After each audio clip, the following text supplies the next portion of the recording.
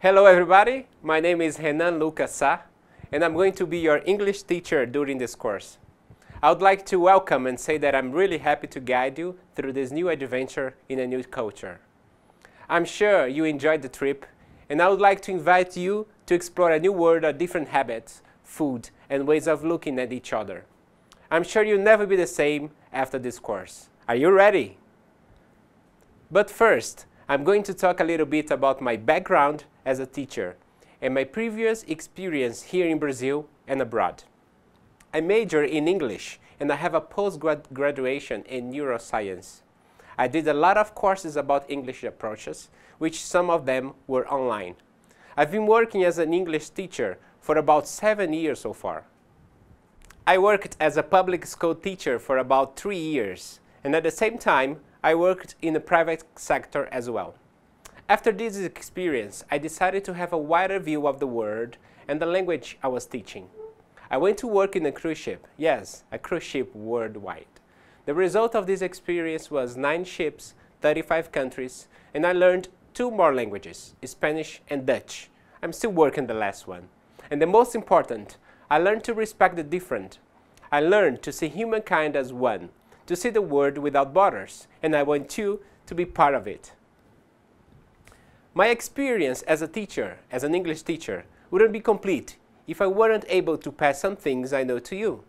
Nowadays, I study architecture, yes, that's right, and I work in the private education and here in the institute as your English teacher. So, that's it. From now on, I'll be with you for the next months. Welcome! Olá pessoal, achou difícil a primeira parte? No final do curso, convido a vocês a voltarem a essa apresentação e vocês verão o quanto vocês aprenderam. Meu nome é Renan Lucas e serei seu professor de inglês neste curso. Eu gostaria de dar as boas-vindas a todos e dizer que estou muito feliz em ser seu guia nessa nova aventura, em uma nova cultura. Tenho certeza que você curtirá nossa viagem e no fim dela você estará bem diferente. Eu convido você a explorar um novo mundo de hábitos, comidas, vestimentas e outros pontos de vista. Você está pronto?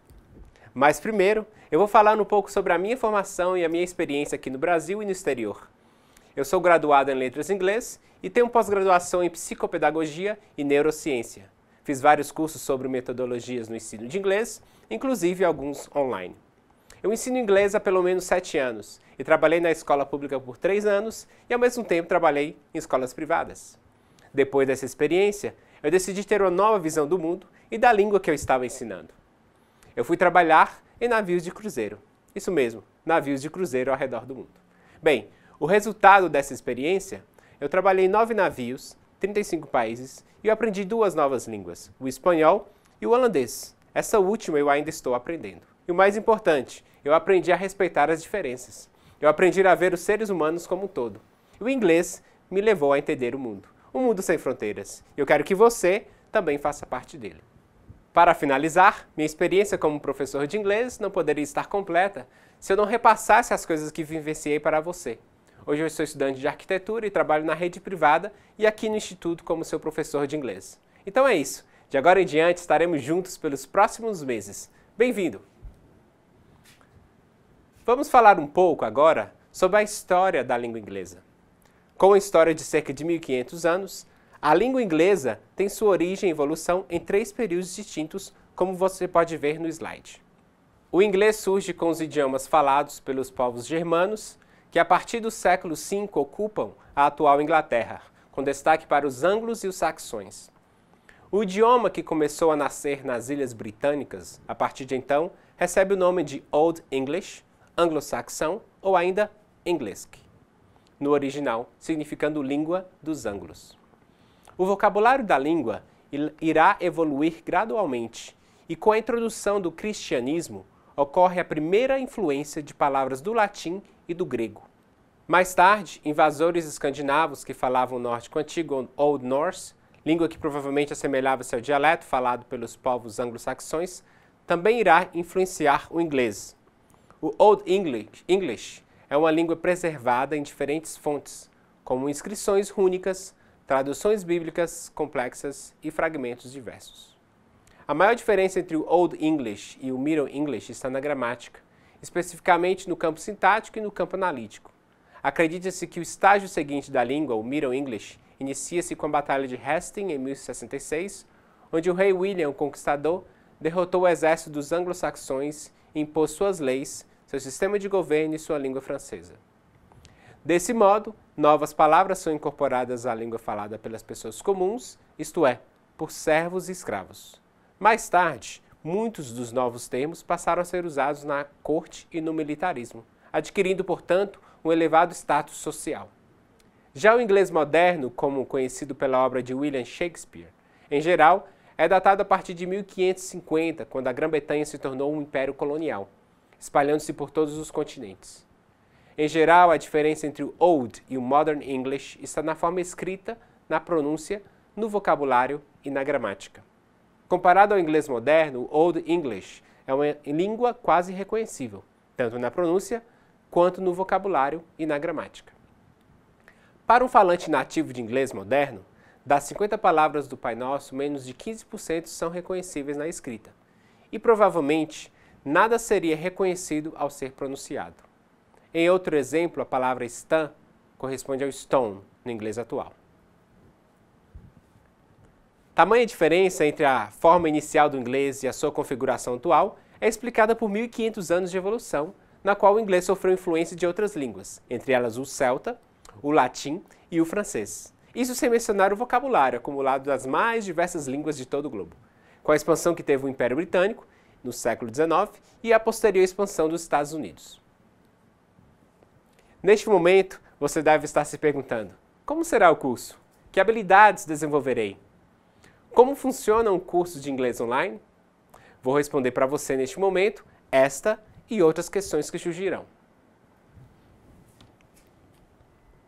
Qual é o objetivo do nosso curso? Necessidade de capacitar estudantes e profissionais que atuam na educação profissional de proficiência de língua estrangeira, fortalecer o ensino para a formação de profissionais mais completos, fragilidade dos estudantes da rede de educação profissional, científica e tecnológica no domínio de outros idiomas, em especial do inglês e espanhol. E o incremento do ensino da língua portuguesa como língua estrangeira para intercambistas no âmbito profissional ou de estudos. Vamos ao próximo slide, onde eu mostrarei para vocês os módulos e a carga horária. Como vocês podem perceber, o curso de inglês terá duração de 200 horas, o módulo 1 terá duração de 200 horas, com 20 semanas e corresponderá ao nível A1, de acordo com o quadro europeu comum de referência. Okay? No módulo 2 também a mesma carga horária e a mesma quantidade de semanas, correspondendo ao nível A2, também com referência ao quadro europeu comum de referência. E no final do curso vocês atingirão o nível B1, que vocês poderão ter independência na produção da língua inglesa. Okay?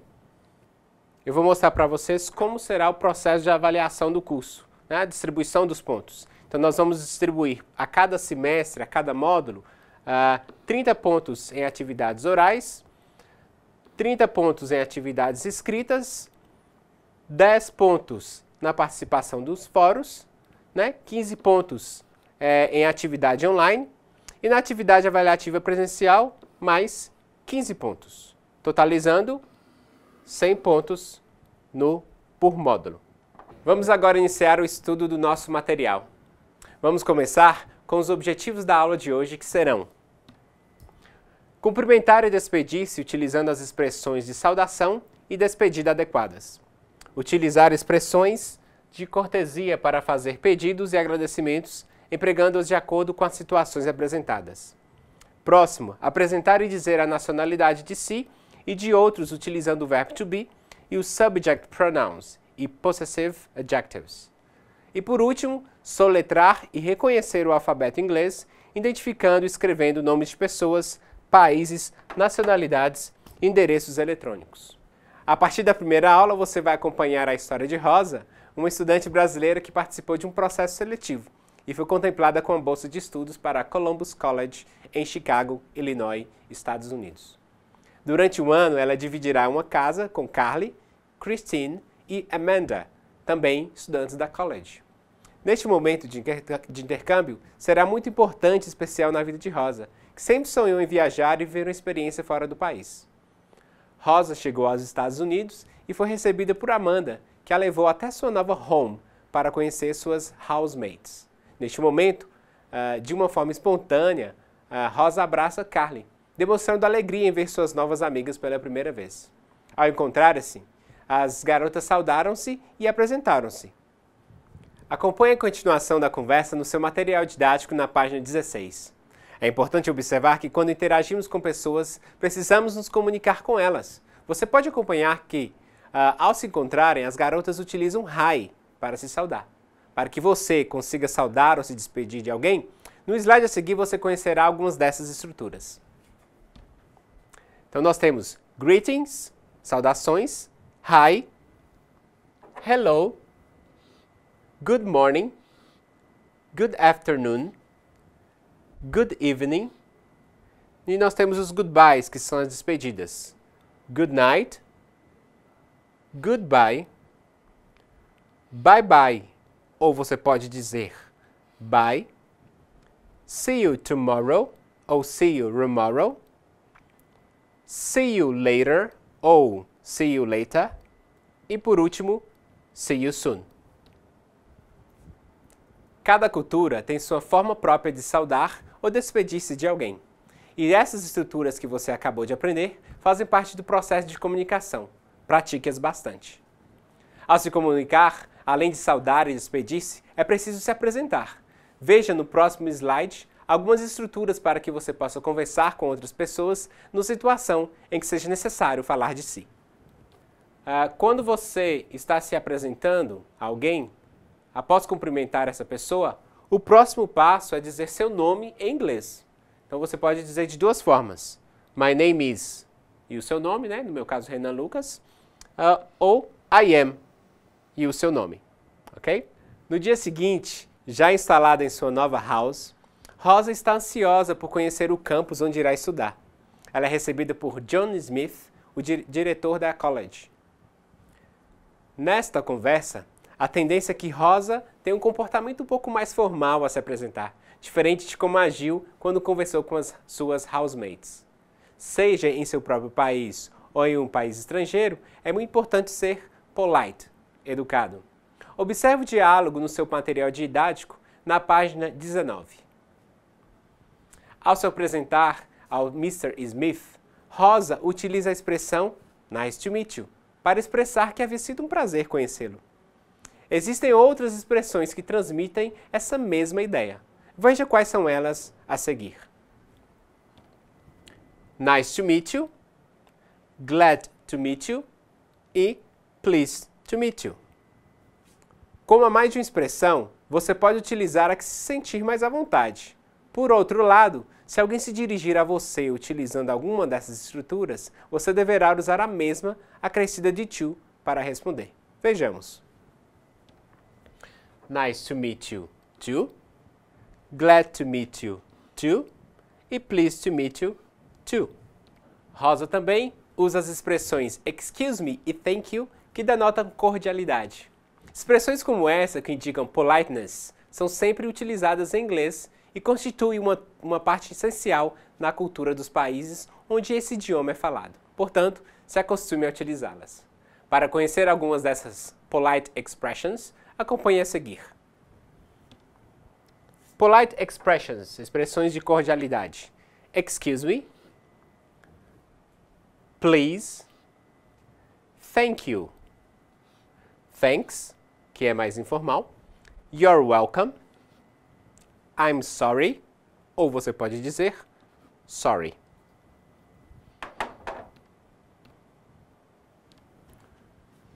Nos países onde a língua inglesa é falada, a forma de dirigir-se a uma pessoa é um pouco mais formal do que em nosso país. Então é muito importante que você não seja sempre informal, tratando seu interlocutor por você ou pelo primeiro nome, como se já fossem velhos conhecidos. Você deve estar atento às normas culturais do local onde está, especialmente quando inserido em um contexto onde costumes e maneiras de viver divergem da sua. Tudo é uma questão de adaptação e respeito dos costumes locais. Uma maneira de cumprir com essa formalidade é através do uso de titles e names, que designam um modo mais polite para dirigir-se a alguém. Na conversa com o diretor, Rosa usa o pronome de tratamento Mr., acompanhado do last name Smith, demonstrando maior respeito e formalidade. Observe outros titles utilizados em inglês no slide a seguir. Sir, quando você se dirige a um homem, em geral adulto, casado ou solteiro, sem utilizar seu nome ou sobrenome. Ma'am, americano, e madam, britânico, quando você se dirigir a uma mulher adulta e sem utilizar seu nome ou sobrenome. Miss, plus, last name, quando você se dirigir a uma mulher solteira e, em geral, jovem. Mr. plus, last name, quando você se dirigir a um homem casado ou solteiro. Miss plus, last name, utilizado quando alguém se dirige a mulher adulta que pode ou não ser casada. É frequente em ambientes de trabalho onde o estado civil das mulheres não é relevante. Mrs. plus last name, quando você se dirigir a uma mulher casada que utiliza o sobrenome do marido. E por último, professor plus last name, quando você se dirigir a ou fala sobre um professor universitário. Por isso, a não ser que a pessoa diga que pode chamá-la pelo primeiro nome, ou que você tenha confiança de que já tem um certo grau de intimidade, para dirigir-se a ela pelo primeiro nome, você pode utilizar um title específico. Por exemplo, o nome de Rosa ficaria Miss Souza. Como muitos desses titles são utilizados com o last name da pessoa, é importante saber como se chamam as partes de um nome. Então vejamos no slide a seguir. Então nós temos, por exemplo, o meu nome, Renan Lucas de Oliveira Sá, name of first name, seria o Renan, second name, Lucas, middle name, de Oliveira, surname, last name ou family name, Sá. A partir do estudo sobre saudações e despedidas, que tal praticar sua aprendizagem realizando as Activities Greetings e Being Polite no seu livro didático na página 22? Numa situação comunicativa, é comum haver dúvidas quanto à escrita de certos nomes de pessoas ou lugares. Para um estrangeiro, um sobrenome como, por exemplo, Magalhães pode ser tão complicado de entender quanto Bjorn é difícil para brasileiros, não é verdade? Para resolver situações como essa, conhecer o alfabeto e conseguir soletrar as palavras é fundamental. Você deve ter percebido pela forma como Rosa soletra seu sobrenome que as letras em inglês têm nomes diferentes do alfabeto português. Então, pratique o reconhecimento dos sons das letras do alfabeto com a Activity The Sounds of the Alphabet na página 23. Para fazer as Activity Spelling Words, você precisa reconhecer as letras pronunciadas e escolher a opção correta em alguns diálogos. É bom trabalho! Outra informação pessoal que comumente soletramos é o endereço de e-mail. Para tanto, é preciso conhecer alguns caracteres. Os mais comuns são, vamos acompanhar no slide, @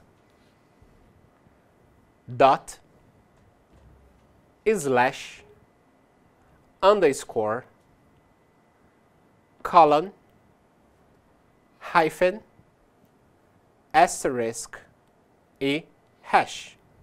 Com o conteúdo estudado até o momento, é possível que você já consiga saudar, despedir-se, comunicar-se de modo cordial e informar o nome e endereço de e-mail. Pratique dizendo seu endereço de e-mail e alguma webpage que você costuma acessar. Para dar continuidade à sua aprendizagem, vamos aprender agora sobre os subject pronouns. Vamos ler o exemplo a seguir. Dubi é um rapaz muito inteligente e divertido. Dubi se apresenta em um pub toda semana. Dubi é namorado de Christine. Christine às vezes se estressa com Dubi por conta de seu jeito despreocupado de levar a vida. Dubi e Christine se conhecem há bastante tempo. Vamos acompanhar o próximo slide. Dubi é um rapaz muito inteligente e divertido. Ele se apresenta em um pub toda semana. Dub é namorado de Christine. Ela, às vezes, se estressa com ele por conta do jeito despreocupado de levar a vida. Eles se conhecem há bastante tempo. Então, o uso de pronomes sujeitos, para não tornar o texto redundante, também acontece em inglês. No caso do exemplo, todas as ocorrências com os nomes Dub e Christine estão em posição de sujeito na oração. Por isso, utilizamos pronomes sujeito para substituir os nomes. Os subject pronouns são chamados assim por substituírem o sujeito da oração. E na língua inglesa não pode ser omitido. Veja a relação dos pronomes do sujeito na tabela a seguir. Nós temos no singular I, you, he, she, it. Lembrando que he é usado para o masculino, she para o feminino e it para coisas, objetos, animais. Nós temos aqui no plural, nós temos we, nós, you, vocês, e they, para eles ou elas, né, sendo o plural da terceira pessoa do singular. Chegou a hora de praticar o que você estudou neste tópico. Com a sua ajuda, Rosa vai contar um pouco sobre si mesma na Activity Subject Pronouns, na página 26 do seu livro didático. Depois de praticar, vamos falar sobre um famoso verbo que nós já conhecemos, o verbo to be.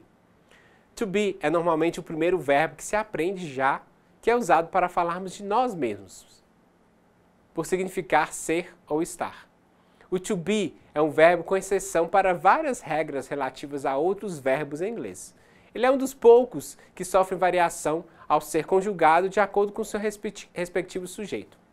Veja a conjugação do verbo to be no presente simples na forma afirmativa no próximo slide.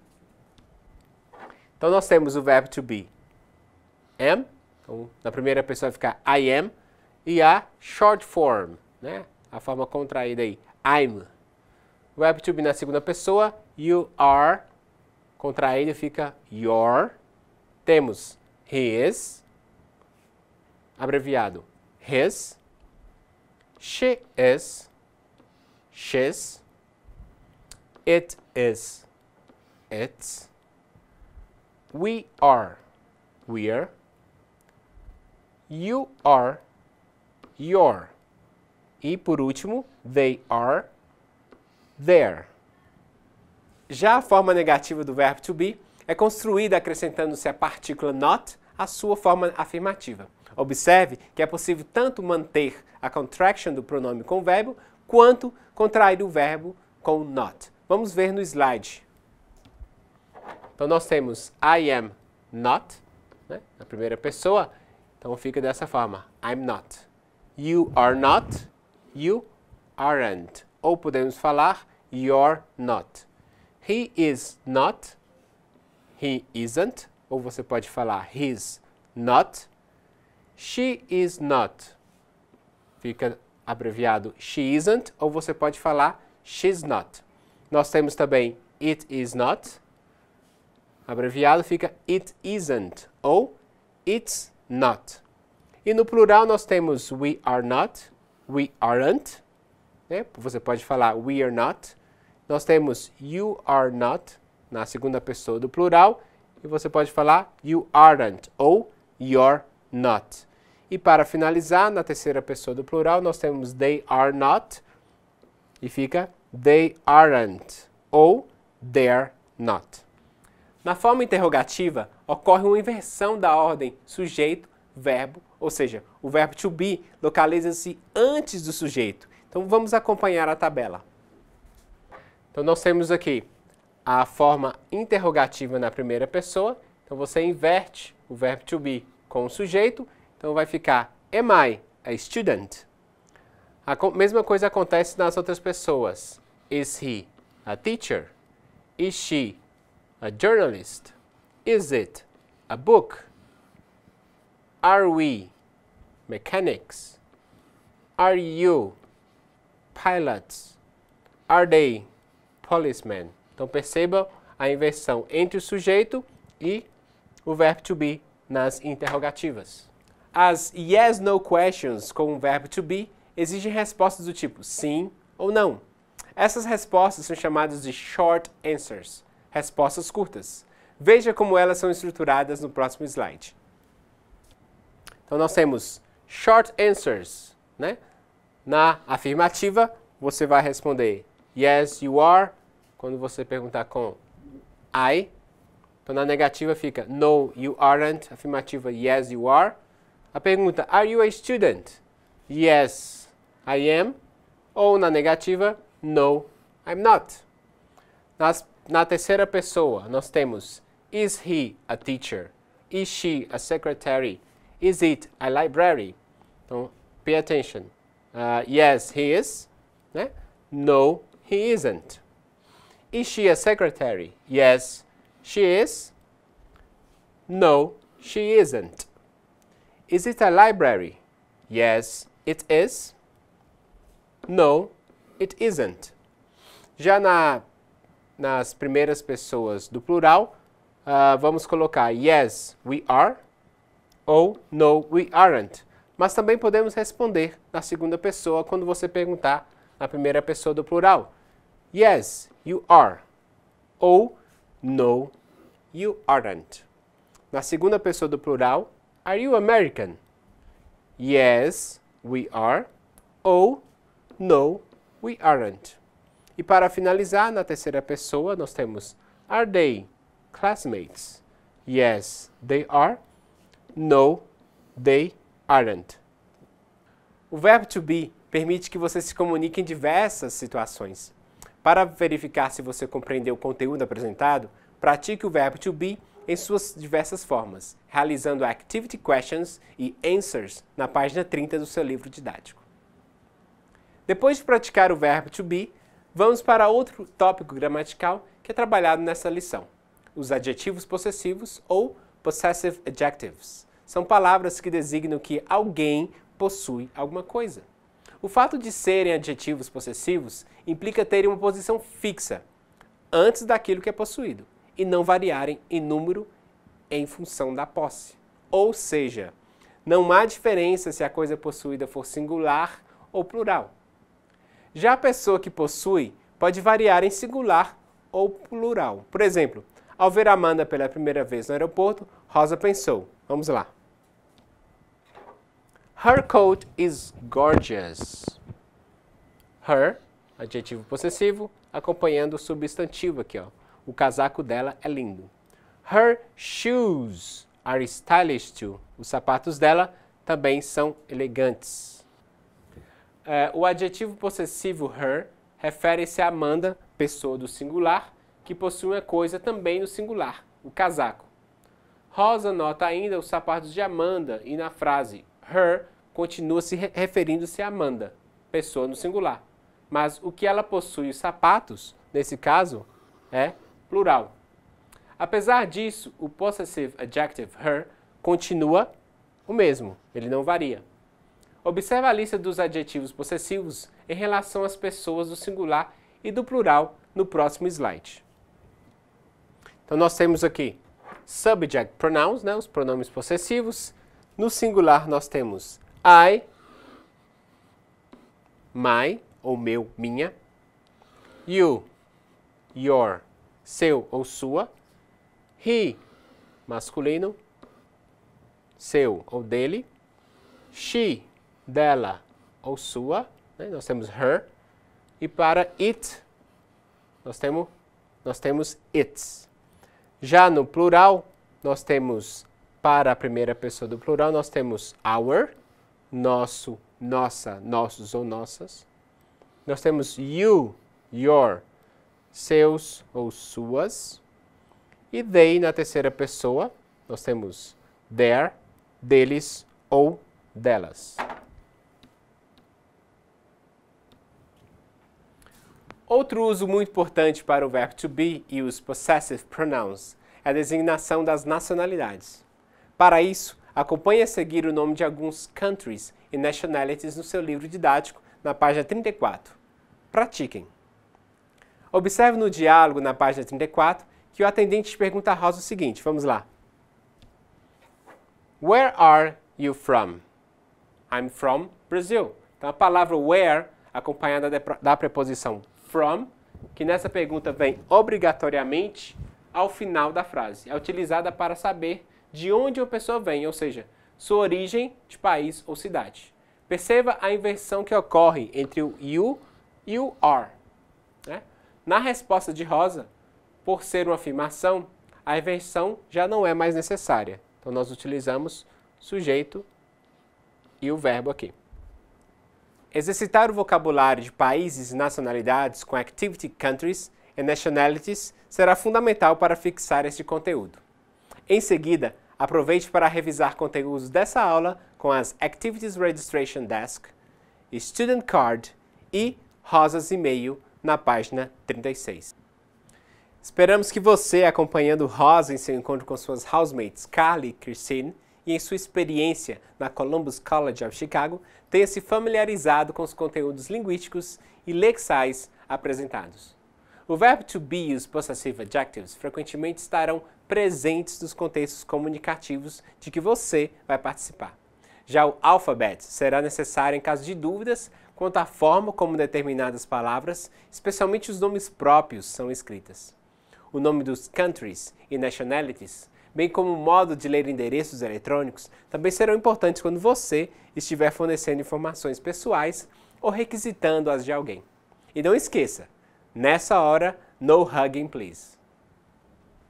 Conte com a ajuda dos seus tutores presenciais à distância para que você obtenha sucesso nessa nova jornada. Eu desejo a vocês bons estudos e até a próxima. See you later. Bye.